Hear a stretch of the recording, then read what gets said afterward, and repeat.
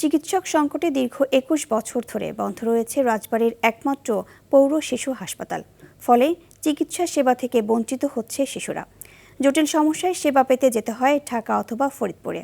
জেলায় একটি পূর্ণাঙ্গ শিশু হাসপাতালের অভাবে নবজাতক সহ শিশু রোগীদের চিকিৎসা করাতে খুবই ভোগান্তি পোহাতে হয় স্থানীয়দের। রাজবাড়ীর প্রতিনিধি এম মনিরুজ্জামানের তথ্যচিত্রে আরও জানাচ্ছেন আবরার মাহি। রাজবাড়ী শহরের নতুন বাজার এলাকায় ১৯৯৫ সালে নির্মাণ করা হয় রাজবাড়ী পৌর শিশু হাসপাতাল। একজন শিশু চিকিৎসক, ২ জন নার্স ও ২ জন সহকারী দিয়ে হাসপাতালটি পরিচালিত হতো।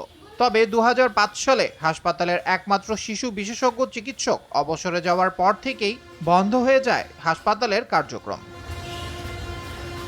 দীর্ঘদিন ব্যবহার না হওয়ায় ৪ কক্ষের ভবনটি এখন জরাজীর্ণ। স্থানীয়দের অভিযোগ, জেলায় একটি পূর্ণাঙ্গ শিশু হাসপাতাল না থাকায় প্রতিনিয়তই সমস্যার মুখোমুখি হতে হয় সাধারণ মানুষকে। জেলাতে একটি মাত্র শিশু হাসপাতাল, যা অকেজ অবহেলার কারণে এটা দীর্ঘদিন ধরে বন্ধ আছে। পৌরসভার লোক এই কোনো দায়িত্ব নাই, ভেঙেছে কোনো দেখাশোনা করলে আসেও না, ভেঙেছে হয়েছে।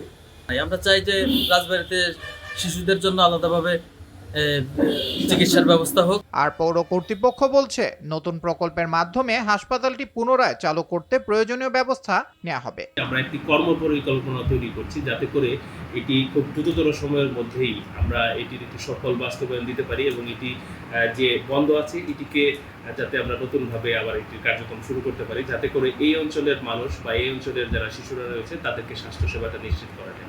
শুধু আশ্বাস নয়, জেলার একমাত্র শিশু হাসপাতালটি দ্রুত চালু করার দাবি রাজবাড়ীর বাসিন্দাদের। আবরার মাহি, RTV।